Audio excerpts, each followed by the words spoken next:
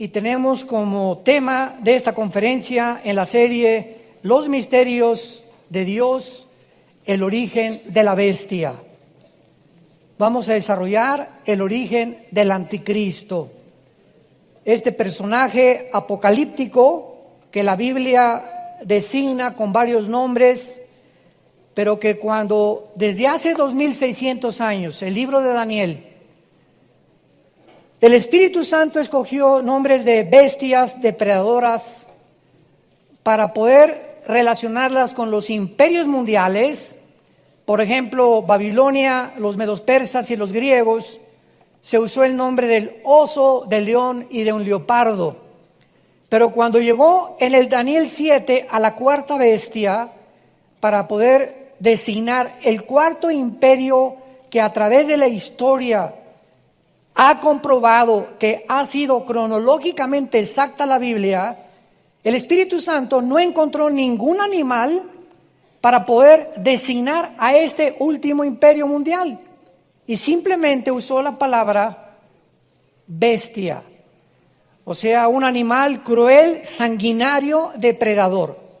Es increíble que no haya habido ningún animal con el que se pueda comparar al anticristo, el próximo y futuro dictador mundial. Y cuando venimos al libro de Apocalipsis capítulo 13, comenzamos a darnos cuenta que el libro de Daniel, el libro de Ezequiel, Zacarías y el Apocalipsis están interconectados. Dice el Salmo 119, 160, la suma de tu palabra es la verdad. En otras palabras, así como tenemos que llegar a una cantidad matemáticamente hablando, la Biblia tiene que sumarse. Yo tengo que tomar el pasaje de Daniel, compararlo con Apocalipsis 13, con el libro de Ezequiel, con el libro de Zacarías, y cuando sumo las 4 piezas del rompecabezas, me doy cuenta que ya tengo completamente el panorama para poder erigir una doctrina. ¿Qué cosas son las sectas o los grupos heréticos que desgraciadamente muchas veces llevan el nombre de cristianos y que no tienen nada de cristianos? Son organizaciones que sacan un versículo fuera del contexto, sin tomar en cuenta las otras partes de la Biblia, y construyen una doctrina herética. Por ejemplo, los mormones sacan el versículo donde Jesús dice, yo no sé cuándo va a hacer las cosas, solo mi Padre. Inmediatamente dicen, no, ya ves, Jesucristo no era omnisciente, porque no sabía cosas que su Padre sabe. Sin entender que en Filipenses capítulo 2 explica el Espíritu Santo que Cristo era igual que el Padre, pero que bajó al mundo y se sometió al Padre y hizo a un lado no su deidad, no su divinidad, sino sus poderes. Entonces, cuando comenzamos a profundizar en esto, comenzamos a sacar muchas verdades que se encuentran en la Biblia. Y antes de entrar en materia a este pasaje de Apocalipsis 13, y vamos a ir a Daniel también, vamos a usar esta ilustración bíblica también. En el primer siglo, en las calles de Jerusalén, había una gran confusión y debates por todos lados en la ciudad. Porque por todos lados la vida de Jesús había sorprendido a sus habitantes y se hacían muchas preguntas. Por ejemplo, en Juan capítulo 7, versículo 40 al 43, decían, verdaderamente este es el profeta. Otros decían, fíjense la diferencia de opiniones, no, este es el Cristo. Otros decían, ¿de Galilea ha de venir el Cristo? ¿Qué no dice la Escritura que del libro del linaje de David y de la aldea de Belén, de donde era David, ha de venir el Cristo? Vemos nosotros que si realmente Jesús era el que era, estaban confundidos porque en el Antiguo Testamento se proyectaba al Mesías de muchas formas. Entonces, ¿cómo podría el Mesías venir de Galilea si Miqueas 5 decía que iban a nacer en Belén? ¿O qué no decían las Escrituras también que iban a nacer en Belén? Entonces, ¿cómo podían nacer tanto en Galilea como en Belén? Desde el principio, el asunto del origen del Mesías comenzó a ser investigado y debatido donde quiera que Jesús aparecía. El mismo rey Herodes, ¿se acuerdan? Cuando supo que los reyes magos venían del oriente de Babilonia buscando a dónde iban a ser el Mesías, hizo una comisión de investigadores para que fueran y checaran en las escrituras de la Torá donde estaba escrito que nacería Jesucristo. Y le ofrecieron en Miqueas 5, versículo 2, que la Biblia dijo que iban a nacer en Belén. No cabe duda que los investigadores de Herodes le dieron el texto correcto, pero Jesús aconsejó a sus discípulos que tomaran en cuenta todas las profecías mesiánicas para que tuvieran el cuadro completo. Y esto fue precisamente lo que ignoraron aquellas personas en el siglo I de nuestra era, que no pudieron entender lo que Jesucristo les había explicado. Dice Lucas 24, 25 al 27, que cuando Jesucristo resucitó, esto fue precisamente lo que le molestó a Jesús, que no hubieran puesto todo el panorama completo, porque si lo hubieran puesto, hubieran sabido claramente que el Mesías no iba a venir a gobernar primero, sino que el Mesías tenía que sufrir y después gobernar. Y cuando los judíos vieron que Cristo en Jerusalén entra en un burrito y se pone a llorar en la ciudad, se decepcionaron. Judas comenzó, ya tenía asegurada la Secretaría de Hacienda, Judas, segurísimo, y cuando oye, ¿verdad?, que Jesucristo no era el que realmente estaban esperando, porque no pusieron todas las profecías completas, comenzaron a decepcionarse, porque esperaban que el Mesías vendría a liberarlos del yugo romano. Y entonces Cristo resucita, y aún después de la resurrección, vemos a los dos discípulos en el camino de Emaús, discutiendo y debatiendo si realmente Él era el Cristo o no era el Cristo. Y dice Lucas 24, 25, Jesús les dice, insensatos. O sea, están completamente sacados del camino, están confundidos, tardos de corazón para creer todo lo que los profetas han dicho. ¿No es necesario que el Cristo padeciera estas cosas y que entrara en su gloria? O sea, ¿qué no se fijaron que yo tenía primero que sufrir? Y en el versículo 44 les dice, estas son las palabras que les hablé, estando aún con vosotros, que era necesario que se cumpliese todo lo que está escrito en la ley de Moisés, en los profetas y en los salmos. Y cuando entramos a abordar el tema del anticristo, nos encontramos con el mismo problema. Durante algún tiempo me enseñaron, cuando estuve estudiando la teología de la escatología bíblica, que el anticristo tenía que ser judío.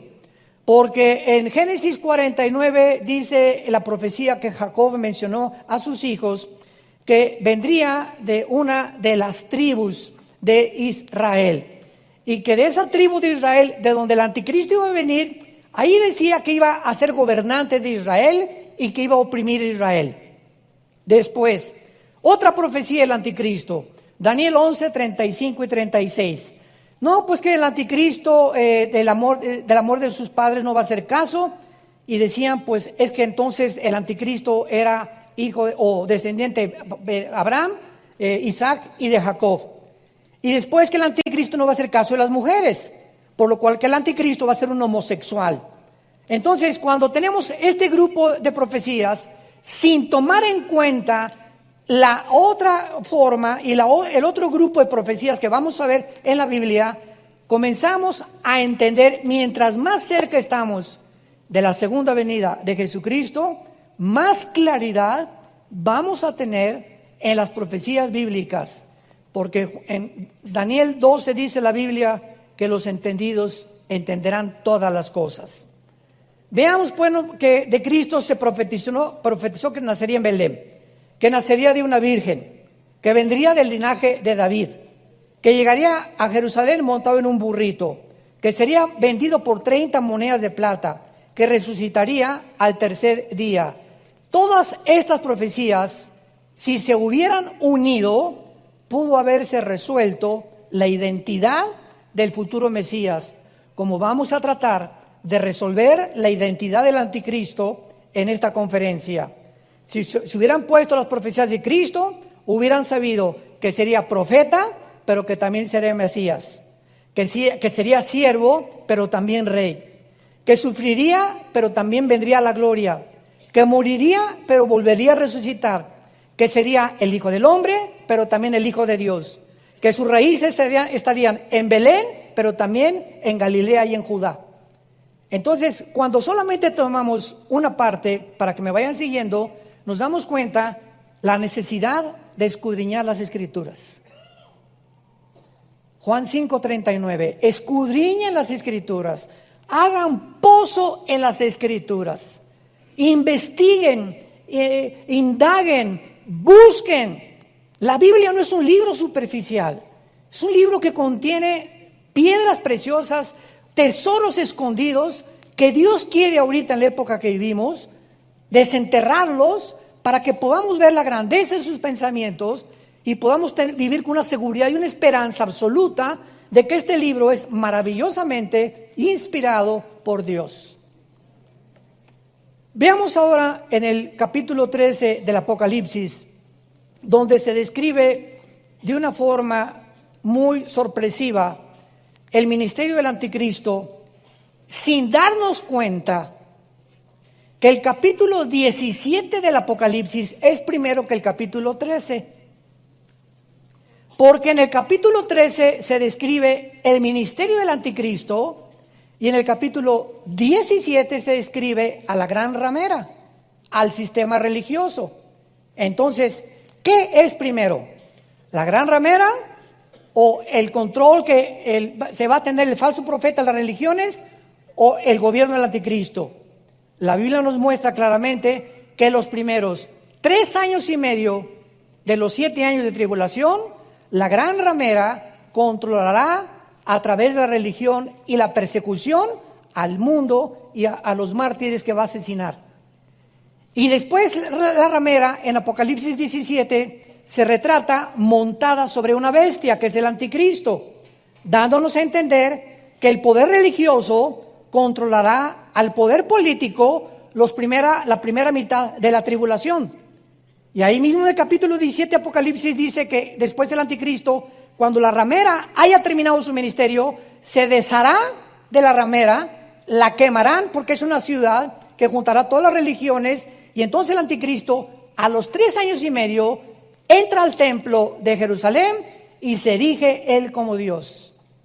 Entonces vemos primero la persecución de la iglesia falsa y después el gobierno político del anticristo. Pero el Espíritu Santo no nos puso cronológicamente el Apocalipsis. Nos pone primero el ministerio para que a nosotros nos es dado acomodar las piezas del rompecabezas. Eso es lo que Dios anhela de todos nosotros, que no solamente de una forma superficial leamos, sino que escudriñemos y comencemos a descubrir los secretos escondidos que Dios escondió y los misterios para que nosotros con la diligencia del estudio podamos descubrirlos. Dice el capítulo 13 de Apocalipsis, me paré sobre la arena del mar. Número 1, ¿dónde estaba Juan cuando escribió esto?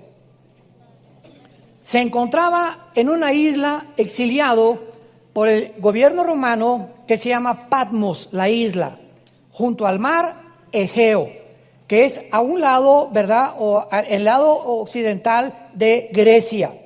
Entonces, cuando dice Juan, me paré sobre la arena del mar, ¿en qué mar se encontraba Juan? En el mar Mediterráneo.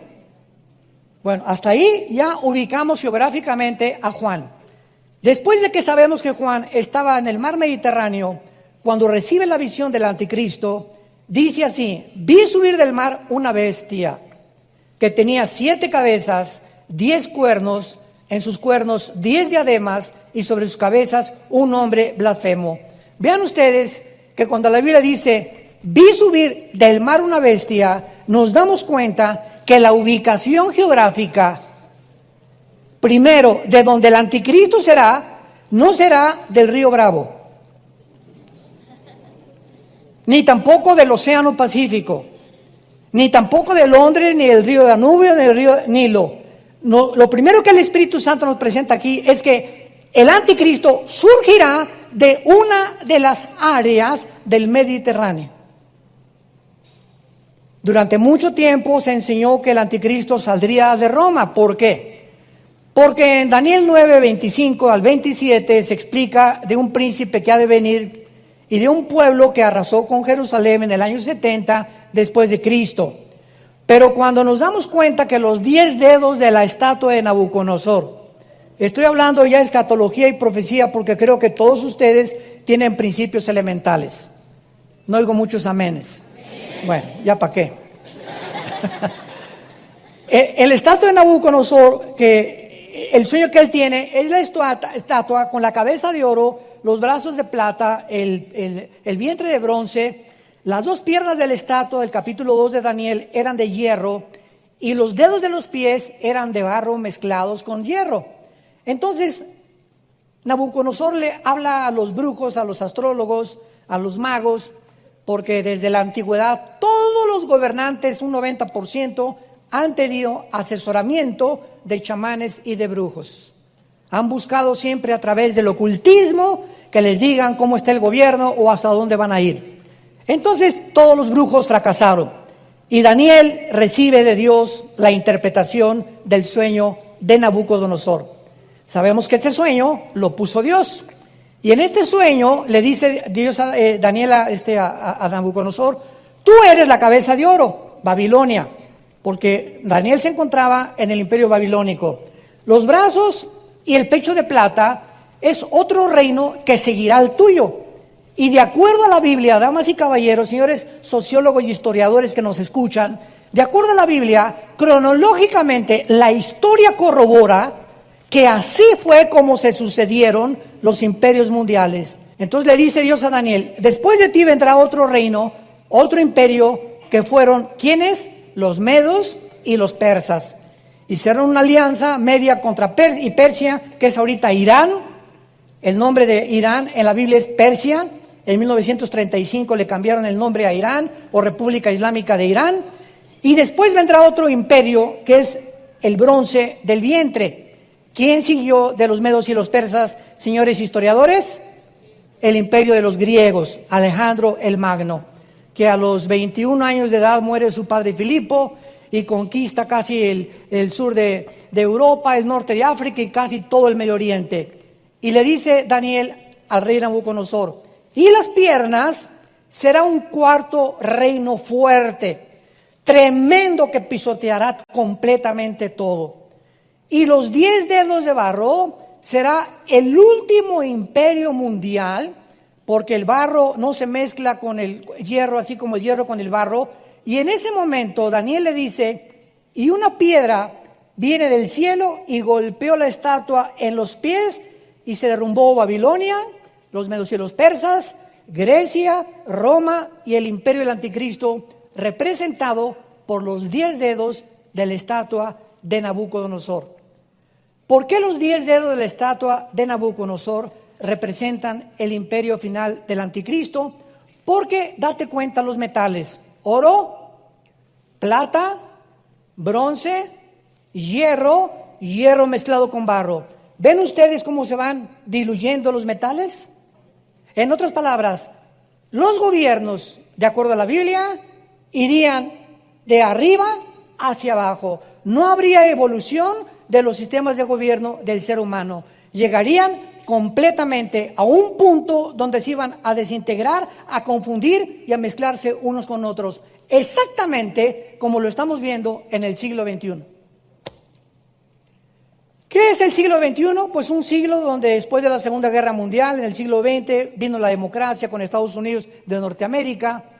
Todos los países comenzaron a tratar de seguir el modelo de Estados Unidos.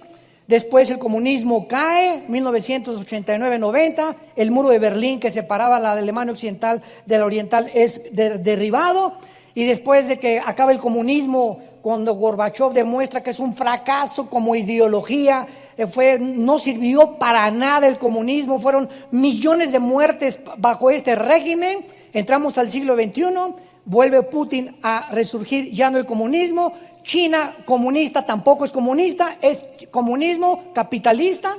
Vean la mezcla, igual que Rusia, ¿verdad? Putin tiene más ética y más moral que los gobernantes de Occidente. Putin acaba de proclamar: en Rusia no vamos a permitir jamás el transgénero, ni que ninguna escuela le enseñe a un niño que no es un niño ni que es una niña. Increíble que este presidente, que se dice que es comunista, tenga más ética y más altas las normas de moral que los occidentales. Entonces vemos nosotros la mezcla donde el comunismo, pues ya no es comunismo, porque ahora los comunistas se confiesan y también creen muchos en Dios.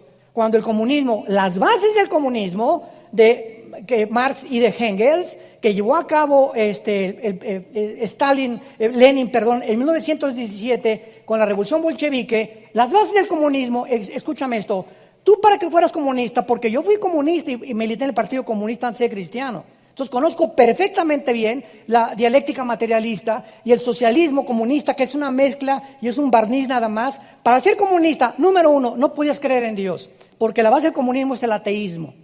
Número dos, tenías que ser humanista, no humanitario, humanista. ¿Qué es el humanismo? El creer que el hombre tiene la resolución para los problemas del mundo. Dios no los tiene, los tenemos nosotros. Número tres, tenías que creer que venimos de Chita, que crees en la evolución. Entonces es un gobierno ateo, humanista, de una forma clara, evolucionista y finalmente relativista, donde la verdad no existe más que en el gobierno. Y el gobierno tiene que controlar completamente las masas tarde o temprano a través de la expropiación de las propiedades, donde la libertad ya no es libertad. Entonces esto ya no existe, porque ahora nos damos cuenta que ya fracasaron. Ahora se mezcla comunismo con socialismo, con capitalismo, como en China, como en Rusia, etcétera, etcétera. Y ya no hay una ideología pura que pueda realmente decir: este ha funcionado. Todas han fracasado. Y el gobierno del anticristo, como el antiguo imperio romano, las dos piernas de hierro del rey representan a Roma, que fue el cuarto imperio después de Grecia. ¿Por qué dos piernas? Porque el imperio romano fue dividido en dos: en Constantinopla, que es ahora Turquía, Estambul, y en Alejandría. Entonces el oriente y el occidente, ahí terminó el imperio romano. Se dividió entre el oriente y el occidente, y de ahí salen los 10 dedos de los pies. En otras palabras, el gobierno del anticristo vendrá o será una resurrección del antiguo imperio romano. ¿Qué significa esto? Roma no solamente conquistó Europa, Roma conquistó el Medio Oriente también. Alejandro el Magno muere en Babilonia y los romanos casi se extienden un poco antes del Imperio Otomano Turco del siglo XIX. Entonces, cuando hablamos nosotros de que el último gobierno del anticristo van a ser 5 naciones del occidente, de Europa, y 5 naciones del oriente, y se van a juntar 5 naciones de Europa con 5 naciones del Medio Oriente, porque el Medio Oriente formó parte del Imperio Romano. Y cuando oigamos un G10, que se ha unido 10 naciones, 5 del Medio Oriente y 5 de Occidente, de ahí saldrá el anticristo. Entonces, como se dedujo que Roma fue su capital, Roma, Italia, pues que el anticristo tenía que ser o italiano o romano. Pero se les olvidó a muchos teólogos que el imperio romano también estuvo formado del Medio Oriente. Y vemos nosotros que en la Biblia al anticristo se le llama el asirio. El asirio. O sea, antes de 4 o 6, 7 siglos atrás, Asiria, en la Biblia, Asiria unía a Irak. O sea, no había divisiones ahorita entre Siria y Irak. La Mesopotamia eran completamente iguales. Asiria e Irak era una sola nación, los asirios. Y unía también a Irak y unía a Turquía. Y muchas veces a Egipto también. Ahora en 1930, entre los 30 y los 50, el Medio Oriente fue dividido por los ingleses, por la Liga de Naciones. A Israel le dieron la participación que tiene ahorita, a Jordania la pusieron aquí, a Líbano lo pusieron aquí, a Irak lo pusieron aquí. Y esta división que tú ves ahorita en el mapa del Medio Oriente no existía antes. Entonces, venimos a la Biblia y nos damos cuenta que el anticristo va a surgir del área de lo que es ahorita Siria e Irak. De esa zona del Medio Oriente, el anticristo va a surgir. Vamos a comenzar a estudiar algunos pasajes y vayamos al primero, Isaías capítulo 10. Todo esto tenemos que corroborarlo, comprobarlo con las Sagradas Escrituras. Isaías, vamos a ver más de 5 pasajes que nos hablan de lo mismo y que nos darán mucha luz acerca de por qué el anticristo surgirá de la zona del Medio Oriente, que es ahorita el foco caliente del mundo entero, Irak y Siria. Dice en Isaías capítulo 10, versículo 5, número 1: Oh Asiria, vemos un juicio de Dios en contra de esta nación. Vara y báculo de mi furor, en su mano he puesto mi ira. Le mandaré contra una nación pérfida, y sobre el pueblo de mi ira le enviaré, para que quite despojos, arrebate presa y lo ponga por hollado como lodo en las calles. Aunque él, está hablando del anticristo, lo vamos a comprobar, aunque él no lo pensará así, ni su corazón lo imaginará de esta manera, sino que su pensamiento será desarraigar y cortar naciones no pocas. Porque él dice, mis príncipes no son todos reyes. ¿Quiénes serán los príncipes del anticristo? Los 10 dedos de la estatua o los 10 cuernos que tiene el anticristo en Apocalipsis 13 y en Apocalipsis 17. Escúchame bien, ahorita que veamos que el anticristo será un ser humano con una personalidad que ya existió antes, el anticristo va a ser poseído por un principado satánico que existió antes, que va a salir del abismo, Apocalipsis 11, y va a entrar en el anticristo. Y cuando entre el anticristo será un instrumento completo de Satanás, y los 10 reyes, los 5 de Europa y los 5 del Medio Oriente, serán 10 príncipes satánicos. Porque lo semejante atrae a lo semejante. Él no puede controlar a reyes que estén en contra de él. Esto es a lo que se refiere sus príncipes, y les menciona, no son reyes. Versículo 12, saquen un microscopio o una lupa. Pero vamos a ver que el contexto nos está hablando del final de los tiempos. Esto es importante al interpretar la Biblia. ¿En qué contexto de tiempo se está hablando de esta profecía? Dice así: acontecerá que cuando, después que el Señor haya acabado toda su obra en el monte de Sión y en Jerusalén, sabemos que no ha acabado, ¿verdad? Imposible. ¿Cuándo acabará esto? En la segunda venida de Cristo.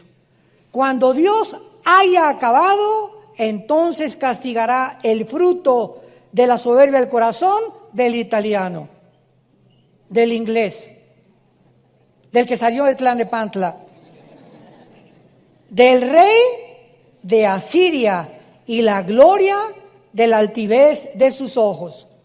Aquí se está emitiendo un juicio contra Siria, pero al mismo tiempo se entiende que Dios lo va a usar como un instrumento de su juicio.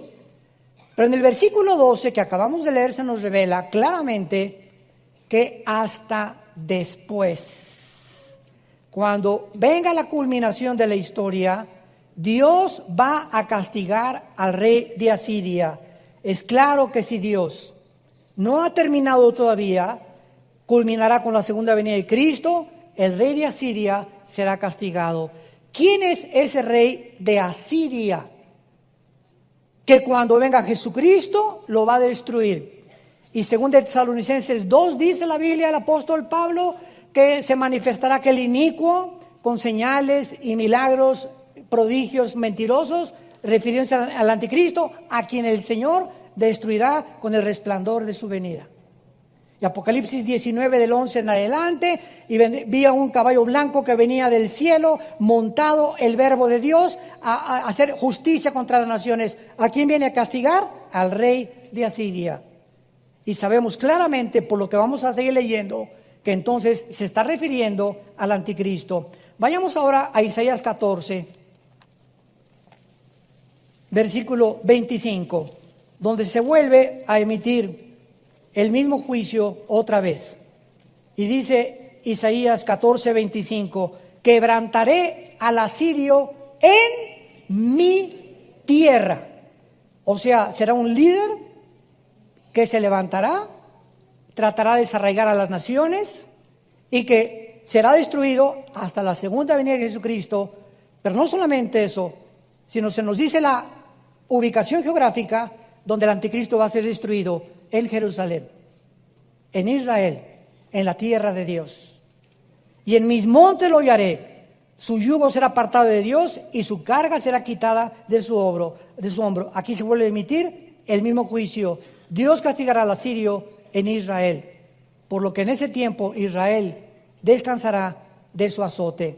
Vayamos a Isaías 30, otro pasaje, Isaías 30, versículo 31 al 33. ¿Ya ven por qué tienen que traer su Biblia?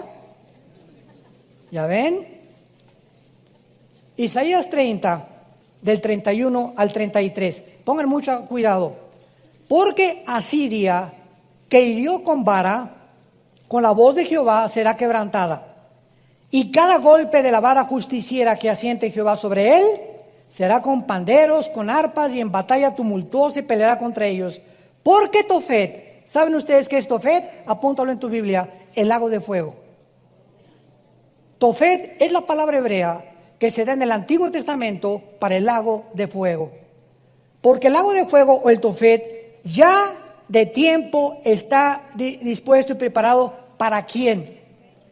¿De qué rey está hablando el contexto? Del rey de Asiria. Profundo y ancho, cuya pira es de fuego y mucha leña, el soplo de Jehová como torrente de azufre lo enciende. Vayamos ahora a Miqueas, capítulo 5.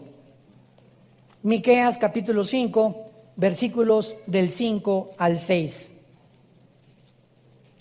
Otra vez, veamos el contexto del pasaje. Miqueas 5, del 5 al 6. Y este será nuestra paz, nuestro shalom. Está hablando de Jesús. ¿Cuándo vendrá Jesús a hacer la paz de Israel? Cuando el asirio viniere a nuestra tierra y cuando hollare nuestros palacios, entonces levantaremos contra él 7 pastores y 8 príncipes y devastarán la tierra de Asiria a espada con espadas, la tierra de Nimrod, para que no quede duda de que aquí no es un lenguaje simbólico, ni tampoco es un lenguaje parabólico. Se menciona claramente que este rey de Asiria es el original de Nimrod. Génesis 10, del 11 en adelante, Nimrod fue el primer rebelde que se levantó contra Dios y Nimrod fundó Babilonia, que es la segunda ciudad más mencionada en las Escrituras. Y Nimrod es el prototipo original del anticristo. La tierra de Nimrod y nos librará del asirio cuando viniere con nuestra tierra y hollare nuestros confines. No cabe duda que la Biblia es clarísima cuando a la personalidad del anticristo se le designa como el asirio. Pero se dan cuenta cómo estos pasajes muchas veces no fueron tomados en cuenta cuando se le asignó al anticristo el título de que vendría de una de las tribus de Israel. Ahora hay una forma maravillosa en la cual podemos compaginar las escrituras que dicen que posiblemente el anticristo surja de una tribu de Israel, pero al mismo tiempo que viene de Asiria, fue lo mismo que con Cristo. La Biblia decía de Belén surgirá y también de Galilea. Y no podían decir cómo se podía compaginar. ¿Cómo podía ser rey y profeta? ¿Cómo podía ser siervo y podía ser rey? ¿Cómo podía llamarse el Hijo del Hombre y además el Hijo de Dios? Y entonces esto confundió las mentes de los teólogos del Antiguo Testamento.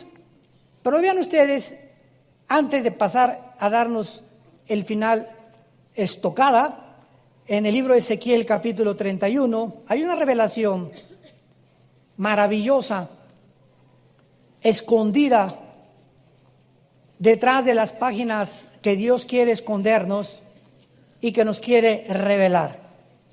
En el capítulo 31 de Ezequiel se revela a una persona, versículo 3, que se le llama el asirio. Síganme con mucho cuidado. Se le llama el asirio. Ok. A través de todo este capítulo se nos muestra que este hombre llamado el asirio estuvo en el jardín del Edén. Versículo 8. Los cedros, todo el pasaje está hablando del asirio, no lo cubrieron en el huerto de Dios. ¿Qué relación hay así el huerto de Dios? Las hayas no fueron semejantes a sus ramas.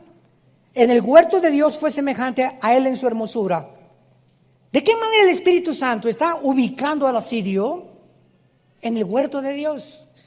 Cuando sabemos que en el huerto de Dios estuvo Satanás. Versículo 9, lo hice hermoso con la multitud de sus ramas. Aquí se le compara a un árbol que estuvo en el huerto del Edén y que se llama el asirio. Y todos los árboles del Edén que estaban en el huerto de Dios tuvieron de él envidia. ¿Quiénes son estos árboles que el Espíritu Santo está usando para poder relacionarlos con los ángeles caídos que se encontraron en el huerto del Edén con Satanás? O sea, si vamos a Génesis capítulo 3, encontramos el árbol de la vida, el árbol de la ciencia del bien y del mal y los árboles frutales. Y encontramos a Satanás como una serpiente. Pero la palabra Hashias, que se llama en el hebreo un ser luminoso, no era realmente como una serpiente. Esto es un simbolismo nada más. Entonces, Satanás estaba ahí en el huerto. Y si Satanás estaba en el huerto del Edén, no estaba solo. Ahora, ¿se acuerdan ustedes cuando en esta serie, creo que fue aquí donde compartí, si no consíguela, creo que fue la quinta o la sexta parte de la serie que estoy dando, Los Misterios de Dios, les compartí que el huerto del Edén era un huerto chiquito y Edén era la tierra. Entonces, el Edén se le llamaba toda la locación geográfica que Dios escogió para que el hombre viviera, y dentro del Edén puso un huerto, un jardín para Adán y para Eva. Por lo que en el Edén estaban los ángeles caídos. No estaba solo Satanás en la tierra. Y ya estaban caídos, ya existían antes que nosotros. ¿Por qué? Porque a Satanás, Juan 12:31, Juan capítulo 14, se le llama el príncipe de este mundo. ¿Cuándo fue relegado de rey a príncipe? En su caída. O sea, Satanás, antes de que Dios pusiera al ser humano en este mundo, ya él estaba en el planeta Tierra, donde desde aquí planeó el pinochetazo al cielo. El golpe de estado, el coup al cielo. Dice Isaías 14, 12 y 14, subiré sobre las nubes. Si subes, es que Satanás estaba abajo. Y pondré mi trono junto al rey y seré igual a Dios. Él estaba abajo del tercer cielo. Fue creado en el tercer cielo, pero fue arrojado al planeta Tierra para que aquí en todo el sistema, la Vía Láctea, que es de todos los planetas, te das cuenta que todos los planetas están como abollados por meteoros y parece que hubo una catástrofe en nuestro sistema solar que los astrónomos no pueden explicar. Por eso hice este libro, La invasión de los ángeles caídos.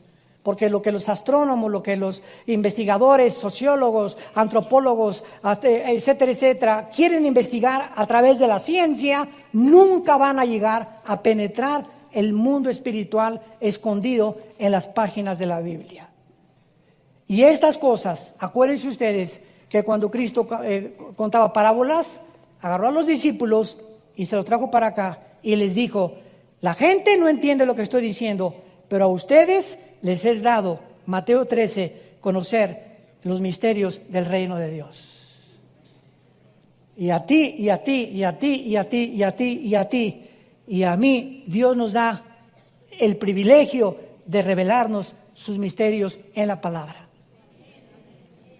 Para que podamos enriquecer nuestra vida espiritual, no solamente para enriquecer el intelecto, sino para que con este conocimiento tengamos una comprensión más, una cosmovisión más grande de por qué el mundo está como está. Y qué es lo que va a pasar y hacia dónde va el mundo y hacia dónde nos dirigimos a una velocidad vertiginosa. Lo hiciste hermoso, versículo 9, en el huerto de Edén tuvieron envidia. Y finalmente dice en el versículo 18, al acabar este capítulo 31 de Ezequiel, versículo 18, ¿a quién te has comparado así en gloria y en grandeza entre los árboles del Edén? Porque serás derribado con los árboles del Edén en lo profundo de la tierra, entre los incircuncisos yacerás con los muertos de espada. Este es Faraón y todo su pueblo, dice Jehová el Señor, mostrándonos el Espíritu Santo, que también el Faraón de Egipto era un principado satánico. Fue el que mandó matar a los judíos, fue el que los persiguió, el que los esclavizó. Todos esos imperios, Egipto, Asiria, Babilonia, medos persas, griegos y romanos, son los 6 imperios de Apocalipsis 17. El séptimo será el gobierno del anticristo y el octavo es y no será, vendrá del abismo, será el anticristo. Apocalipsis 17. Lo vamos a ver en la próxima clase. Muy bien, ahora veamos claramente en Apocalipsis 10 y 11, versículo 7. Regresemos a Apocalipsis. Ojalá que no se empachen. El año que entra muchos lo van a entender, o entre 2 años. Pero tenemos que seguir compartiendo la palabra y la profundidad de la palabra de Dios. Es tiempo ya de poder escudriñar las Escrituras. En Apocalipsis 11 se describen a los 2 testigos finales, que posiblemente sean Moisés y Elías. Ya las evidencias de que ellos van a ser, no vamos a perder el tiempo, pero dice la Biblia que, versículo 7, que cuando ellos hayan acabado su testimonio, la bestia que sube del abismo hará guerra contra ellos y los vencerá y los matará. Esta bestia sabemos que es el anticristo. Comparen rápidamente con Apocalipsis 17, versículo 18. Apocalipsis 17, versículo 8. La bestia que has visto nos damos cuenta que esta bestia, que es el anticristo, ya existía antes. La bestia que has visto y no es, en el tiempo de Juan, esta bestia seguía en el abismo y no ha salido del abismo, saldrá hasta que el anticristo se manifieste. Y está para subir del abismo e ir a la perdición. Vemos pues que esta bestia, que es el anticristo, se le retrata. ¿Cómo es posible que el anticristo, pregunta, surja del abismo? ¿Acaso el anticristo estará involucrado con principados satánicos? ¿Que el espíritu del anticristo existió antes? Es otra pregunta que me han hecho muchos estudiantes. ¿Y el abismo? ¿Qué es el abismo? ¿Es un lugar físico, real, en el centro de la tierra, o es un lugar espiritual? No cabe duda que necesitamos encontrar todas estas respuestas en la Biblia, pero vamos a ver claramente que todas estas revelaciones acerca de la dimensión del mundo espiritual nos ayudan a comprender la naturaleza de la bestia y el anticristo, porque si no entendemos lo que Cristo hizo con los demonios, y si no entendemos que los demonios no son los ángeles caídos, son 2 entidades completamente diferentes, Los ángeles caídos no se meten en las personas. Los demonios sí se meten en las personas. Pero el principado satánico que existió antes, que posiblemente haya sido el de Alejandro el Magno o el de Asiria, va a entrar y salir al abismo y entrar al anticristo. O sea, el espíritu de la bestia surgirá del abismo para poseer a un hombre. Y este hombre, poseído por una entidad espiritual, surgirá como la bestia en su forma final. ¿Ya me siguieron? Para que entendamos claramente. Porque si el anticristo va a ser un hombre como tú y como yo, va a tener espíritu. Somos espíritu, alma y cuerpo. Pero nosotros los cristianos hemos descubierto que podemos tener dos espíritus. ¿O no? ¿Cuántos espíritus tienes? Si eres cristiano tienes dos, tu espíritu y el Espíritu Santo. ¿Verdad? Tenemos dos espíritus, lo dice Romanos capítulo 8. El Espíritu de Cristo está entre nosotros y aparte nuestro espíritu. Él entró a nuestro espíritu. Entonces nos damos cuenta que la dimensión espiritual, los espíritus pueden entrar a personas espirituales como tú y como yo y hacer una doble existencia o alterar la personalidad, que comienza la psicología por no entender que hay entidades espirituales que pueden poseer a los seres humanos. Le llaman esquizofrenia, sociopatía, paranoia, psicosis, etcétera, etcétera. Nombres clínicos para poder determinar que una persona tiene desórdenes múltiples de la personalidad.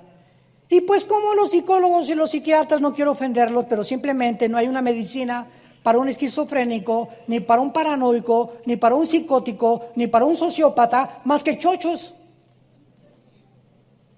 pastillas tranquilizantes, es todo. No se puede manejar a una persona clínicamente clasificada con problemas mentales más que con tranquilizantes o con químicos que puedan establecer un balance en su sistema nervioso central para que esa persona pueda actuar normalmente, sin darnos cuenta que mientras más químicos tomas, más te descompone tu personalidad y sales a un lugar mucho peor que el que te encontrabas.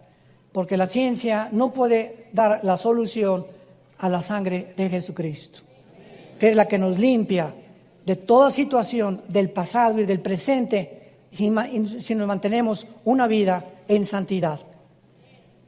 Ahora es claro entonces que será un ser humano nacido de mujer, el anticristo, y también una espiritual entidad satánica. Y quiero ahora concluir para unir la forma como se manejó de que el anticristo era romano y que surgió de Israel con el asirio. En el año 700 antes de Cristo, o sea, hace 2700 años, la tribu, acuérdense que Israel estaba dividido en la tribu del norte y la tribu del sur. La tribu del norte, Israel, fue llevada cautiva por los asirios. Otra vez surge el nombre de Asiria. Los asirios fueron los primeros que se llevaron a 10 tribus exiliadas al norte, a Siria, y hasta este momento, el siglo XXI, esas tribus desaparecieron en la historia. Y esas tribus de Israel se mezclaron con asirios y después con africanos. Hay etíopes judíos, hay mexicanos judíos, hay españoles judíos, en fin, los judíos están repartidos en el mundo entero. Y cuando hablamos de que el anticristo será también asirio, pero también puede ser judío, no hay ninguna discrepancia, porque las mismas raíces, escúcheme con mucho cuidado, las mismas raíces de Hitler están descubriendo que era judío. Virgen del Socorro. Carlos Marx, judío, ateo. Sigmund Freud, judío, ateo. El hecho que sean judíos no significa que sean mesiánicos o que crean en Dios. Hay ateísmo en el judaísmo también. Entonces vemos que el anticristo puede ser, si va a salir de Asiria y de esa región del Medio Oriente entre Irak, Siria, el Líbano, Egipto, etcétera, etcétera, esa persona puede ser alguien que se mezcló hace 2700 años y que traiga sangre judía y al mismo tiempo que surja de Asiria. Entonces puede ser un judío asirio. Qué fácil estuvo, ¿verdad? Un mexicano judío, un guatemalteco judío. ¿Cómo puede ser de Guatemala y ser judío? ¿Por qué guatemaltecos que son judíos? Ahorita sí, por ejemplo, un americano, yo conozco americanos que nacieron en Costa Rica, de misioneros americanos. ¿Qué son? ¿Ticos, o sea, costarricenses, o son gringos?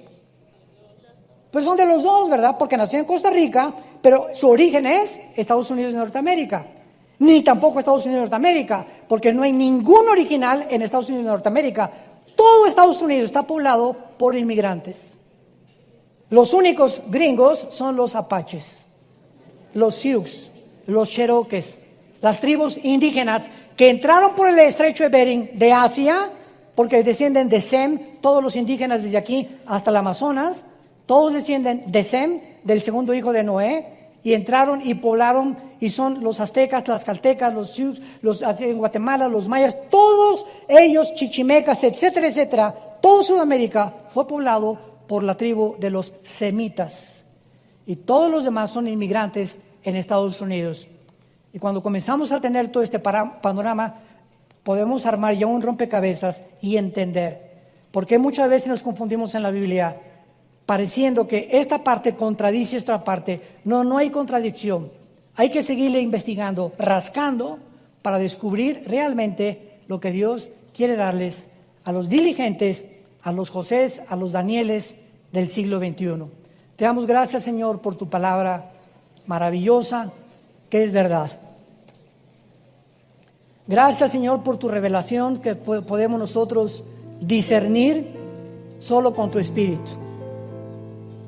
Porque esta revelación, solo tu Espíritu, que escudriña lo más profundo de tus pensamientos, viviendo entre nosotros, nos ha abierto zonas de nuestro cerebro y de nuestra mente desconocidas, solamente para aquellos que siguen a Jesús.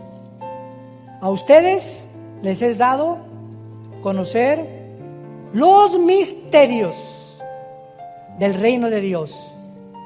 ¿A quiénes? Solamente a los que siguen a Jesús. No a los que siguen a Jesús el domingo nada más.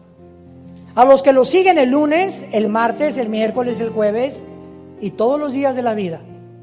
Porque esto es lo que es el cristiano. Un hombre y una mujer que todos los días de su vida ha decidido tener la prioridad en su vida de seguir al Maestro, a Jesucristo, el Hijo de Dios, de la sangre sempiterna que nos lavó de nuestros pecados y nos hizo reyes y sacerdotes para Dios su Padre. Vengan a Cristo en esta mañana todos ustedes, los que nos ven también a través de la televisión o los que nos oyen audiblemente, y entrégale tu vida diciéndole estas palabras: Señor mío y Dios mío, te pido perdón por mis pecados. Reconozco que estoy en una vida de confusión. Cientos de pensamientos pululan en mi mente. Ahora sé que solo Jesucristo, tu Hijo, entrando a mi vida, va a poderme dar esa paz. Porque sin esa paz no podemos entender a Dios. Creo que en la cruz murió en mi lugar, con su sangre pagó por mis pecados, y que a los 3 días resucitó de los muertos. Gracias, Jesús, por tan grande salvación, y porque todo esto lo has hecho simplemente por tu gracia. En el nombre de Jesús. Amén.